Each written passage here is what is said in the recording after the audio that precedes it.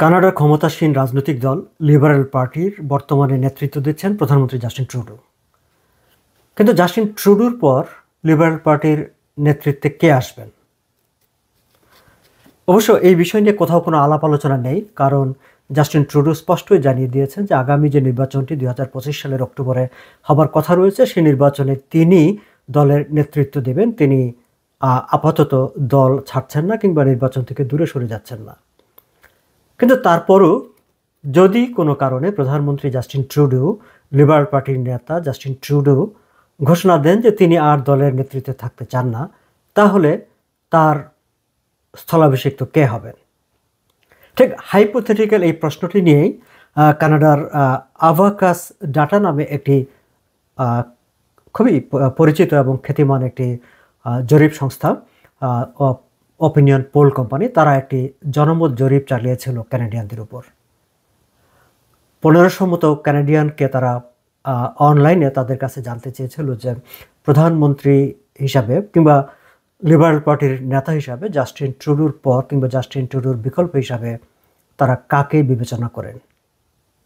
মজার ব্যাপার হচ্ছে 54% অফ দ্য পিপল, দলমত নির্বিশেষে এই জরিপটি, 54% অফ দ্য পিপল তারা যে রিপ্লাই করেছেন সেটি হচ্ছে ডোন্ট নো। তারা ঠিক জানেন না যে জাস্টিন ট্রুডোর পরে লিবারেল পার্টির নেতা হিসাবে কাকে বিবেচনা করা যায় কিংবা কে হতে পারেন। এর বাইরে বেশ কয়েকটি নামও বসে এসেছে। সেই নামের মধ্যে 13% পিপল তারা বলছেন, তারা ক্রিস্টিয়া ফ্রিল্যান্ডকে মনে করেন যে প্রধানমন্ত্রীর জাস্টিন ট্রুডোর পর লিবারেল পার্টির নেতা হিসাবে বর্তমানের ডেপুটি প্রাইম মিনিস্টার এবং অর্থমন্ত্রী ক্রিস্টিয়া ফ্রিল্যান্ড পার্টির নেতা হতে পারেন। তারপরে আছে মার্ক কার্নির নাম, 11% people. Mark Carney bank of কানাডার গভর্নর ছিলেন এবং পরবর্তীতে তিনি ব্যাংক অফ ইংল্যান্ডের গভর্নর ছিলেন। দুটি দেশের গভর্নরের দায়িত্ব পালন করার বিরল অভিজ্ঞতা তার রয়েছে এবং তিনি বর্তমানে জাস্টিন ট্রুডোর অ্যাডভাইজার হিসেবে জাতিসংঘে কাজ করছেন। মার্ক কার্নি লিবারেল পার্টির নেতা হতে পারেন, এরকম একটি আলাপ আলোচনা ক্যানাডিয়ান মিডিয়াতে আছে, যদিও তিনি বলেছেন যে তিনি এখনই এই বিষয় নিয়ে কোনো কিছু ভাবছেন না।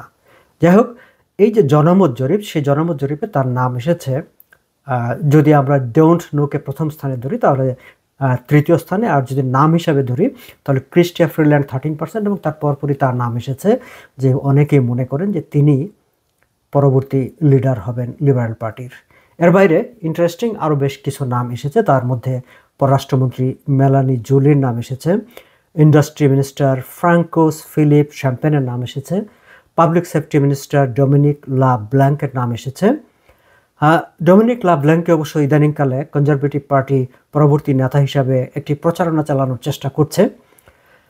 হাউজিং মিনিস্টার এবং সাবেক ইমিগ্রেশন মিনিস্টার শন ফ্রেশারের নামও এসেছে, কেউ কেউ বলেছেন যে তিনি হতে পারেন, এবং ট্রেজারি বোর্ডের চেয়ারম্যান সাবেক প্রতিরক্ষামন্ত্রী অনিতা আনন্দের নামও এসেছে জাস্টিন ট্রুডোর পরবর্তী রিপ্লেসমেন্ট হিসাবে দলের নেতৃত্বে যারা আসতে পারেন। যদিও ক্রিস্টিয়া ফ্রিল্যান্ড এবং মার্ক কার্নি 13% এবং 11% সমর্থন নিয়ে সবার উপরের দিকে আছেন। এই জরিপ থেকে দেখা যাচ্ছে যে আসলে সুনির্দিষ্ট কোনো চয়েস নেই ক্যানাডিয়ানদের, তারা জাস্ট ধারণার উপরেই কতগুলো নাম তারা বলেছেন। এবং মজার ব্যাপার হচ্ছে যে এবং এই জরিপে কেন তারা এই যাদের নামগুলো এসেছে তাদের সম্পর্কে কি জানেন, কতটুকু জানেন, সে জায়গায় অধিকাংশ ক্যানাডিয়ানরা বিস্তারিত তেমন কিছু বলতে পারেননি। আবার লিবারেল পার্টিকে সরাসরি সমর্থন করেন এমন যারা নিজেদেরকে পরিচয় দিয়েছেন এই জনমত জরিপে, তাদের মধ্যে 32% মনে করেন যে দে ডোন্ট নো যে কে হবে লিবারেল পার্টির পরের নেতা। দলমত নির্বিশেষে সে যেখানে ছিল 54%, শুধুমাত্র লিবারেল পার্টির যারা কর্মী বা সমর্থক তাদেরও 32%, তারাও ঠিক জানেন না, তারাও বুঝতে পারেন না যে জাস্টিন ট্রুডোর পরে লিবারেল পার্টির নেতা কে হবেন। তবে লিবারেল পার্টি সমর্থকদের মধ্যে 27% মনে করেন যে ক্রিস্টিয়া ফ্রিল্যান্ড হচ্ছে পরবর্তী নেতা, আর 14% মনে করেন হচ্ছে মার্ক কার্নি। এবং এই জায়গায় 8% সমর্থন নিয়ে তৃতীয় স্থানে এসেছেন পররাষ্ট্রমন্ত্রী মেলানি জুলি।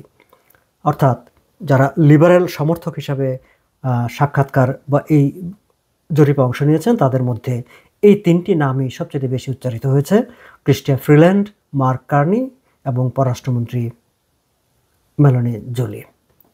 সো জাস্ট এই বিষয়টি খুব ইন্টারেস্টিং মনে হয়েছে আমার কাছে, সেই ইন্টারেস্টিং বিষয়টা আপনাদের সঙ্গে শেয়ার করে রাখলাম যে একটি ডেভেলপড কান্ট্রি কানাডার মতো একটি দেশ, সেই দেশে মানে রাজনৈতিক দলগুলোর অবস্থা কী সেটি একটু বোঝার আমাদের সুযোগ করে দেয় যে এই জরিপটি। কারণ আমরা জাস্টিন ট্রুডো এখন আছেন এবং তার জনপ্রিয়তা একেবারে তলানিতে চলে এসেছে, তারপরেও তিনি তৃতীয় দফা আরেকবার দলের নেতৃত্ব দেবেন এবং নির্বাচনে প্রতিদ্বন্দ্বিতা করবেন, তিনি নির্বাচন থেকে সরে দাঁড়াবেন না সেটি ঘোষণা দিয়েছেন। কিন্তু তারপর দলের নেতৃত্বে কে আসবে সেই বিষয়টি নিয়ে দলের সমর্থকদের মধ্যেও পরিষ্কার কোনো ধারণা নেই, সাধারণ জনগণের মধ্যে তো নেই, এবং কেউ স্পষ্ট করে কারোর নাম মানে খুবই যে পপুলার দলের মধ্যে কিংবা খুবই বেশি গ্রহণযোগ্য বিকল্প কোনো নেতৃত্ব আছে বা সেকেন্ড কোনো লিডারশিপ আছে সেটিও এই জরিপ থেকে মনে হলো যে সেটিও আসলে নেই।